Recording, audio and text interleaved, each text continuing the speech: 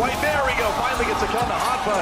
Shadowburn has the dragon blade, but he's low. Yeah, he needs more help if he's going to make it work. Needs the health back. Did he get it? Okay, but is there presence on the card? Overtime still there. He's got to use it. Shadowburn needs to have an amazing dragon blade. Here we go. Comes in. 5 King low. That's 1. That's 2. That's 3. Shadowburn going wild with this. Genji finally.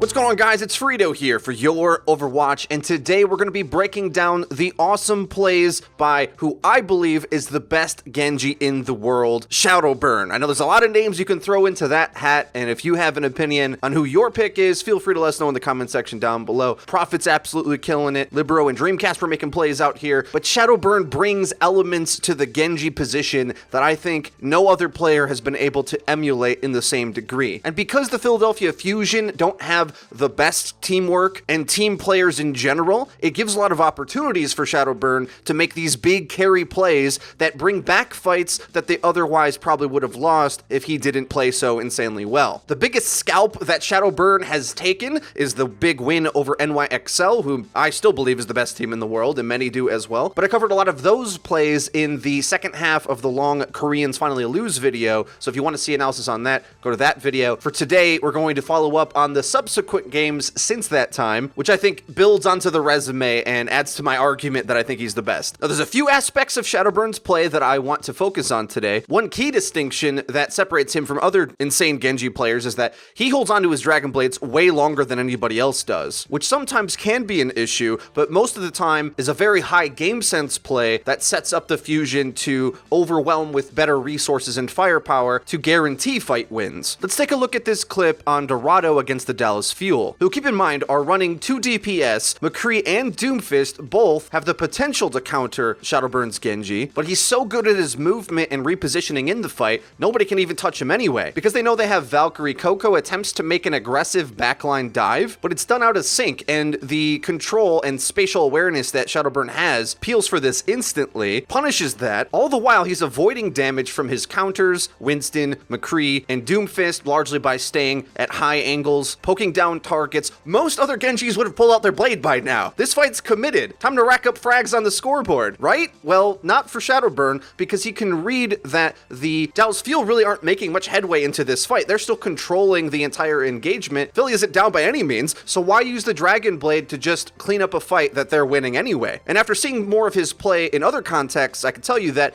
when the fight starts to turn another direction and the enemy might get a kill or two, and he sees an opening in order to pull out the blade, he would have, but there was no need to, and that patience is going to pay dividends. And the way Fusion play the Ultimate Economy is a little bit different than some other teams do, and it's kind of built in order to get Shadowburn to see success with his Dragon Blade. You actually see here, his friendly Zenyatta uses his Transcendence aggressively in order to go get the Transcendence out of the enemy. So they rush into the backline, and it's actually kind of a poor engagement overall, but the big victory is that the enemy's Transcendence is down. That's the major Dragon Blade counter, and realistically, in either of these fights, Shadowburn could have pulled out his blade, but because he does it, now he's got the blade with an opportunity to carry the next fight with no Transcendence to counter him. The cart's in a 1-fight distance on Street's phase of Dorado, and that's always a pretty good time to take the alternate route to the point. They start setting up their position on the left-hand side, and really there's no place for these supports to run. How much farther back do they have to be? The only place that would have been safe is in spawn. Shadowburn finds the backline, and even though Chips Hyen has his Valk, he decides not to pop it, because let's face it, you don't want to be the Mercy player who sees Shadowburn coming at you, pop Valk, and Shadowburn kills you. So Chips doesn't even do that. But Fusion will take that. That's a free Streets win anyway, and they get the checkpoint. Really clever stuff. And in reality, to play against this, a lot of teams do end up just keeping their supports literally in the safety of spawn, because once the enemy has a clear angle of attack to get into your backline with a Dragon Blade, well, they're just gonna die. A well-executed dive play like this guarantees backline damage. Okay, so that in a nutshell is the thought process behind Shadowburn's very greedy max value Dragon Blade strategy. And a lot of these clips are just going to see that he either is close to a Dragon Blade or is holding on to it. He like always has it. So we'll keep that in mind as we go along, but now I want to focus a bit more on his movement through the mid fight, which is the most stellar part about his Genji play, beyond being mechanically great at hitting his abilities as well. He's kind of like Batman playing Arkham Asylum, navigating through the map so swiftly and fluidly that it's hard to know where the heck he is and where he's going to commit his attention to at any point. All the while thinking about the ultimate economy and when he can get away with pulling out the Dragon Blade. When the Transcendence is down, the Genjis will play, and that's what he was looking for to unsheath his blade there. This next clip has some good situational decision making as well. The Dragons here are going to have both of their support ultimates into this fight, and he doesn't have Valk on his side. So instead of playing defensively here, he's poking and prodding,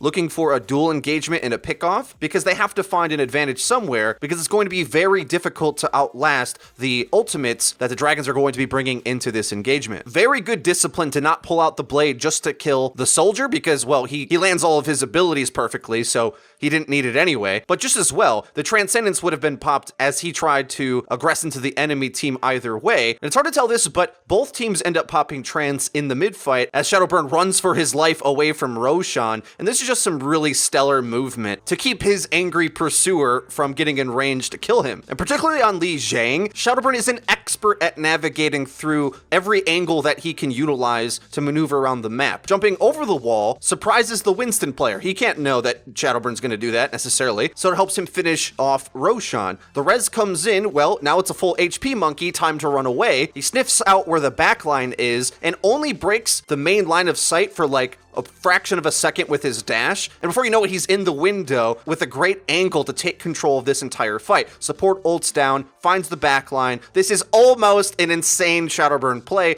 but Undead makes the key zoning tack visor that's going to be able to lock down the blade, and if he didn't, Shadowburn, I think, wins that fight. And in this last defending fight, well, you know who his target's going to be. Not gonna let Undead get away with any more of that carrying, no. Just getting him with the Dragon Blade is probably pretty good, and it's really gonna free up Shadowburn's ability to dash around this point and keep getting blind spots, keep getting the back end of the fight as it shifts around in motion, avoiding the line of sight of the Winston so Roshan can't really have an impact on the Genji, and it makes for a hellish existence for the enemy support players who constantly have to reposition to try to find a safe angle, but you can't because he's just through a window around the other side, and it's with the movement to avoid the lines of sight of his enemies that allows him to do this. It's not just where he's getting, it's how he's getting there. The Winston can't track him. There's no way they have good callouts of where the Genji is, because if they did, then the Mercy player wouldn't have got caught out in the back here. I think at some point a lot of support players are asking, well, what the heck do we have to do over here if a Genji's playing that good?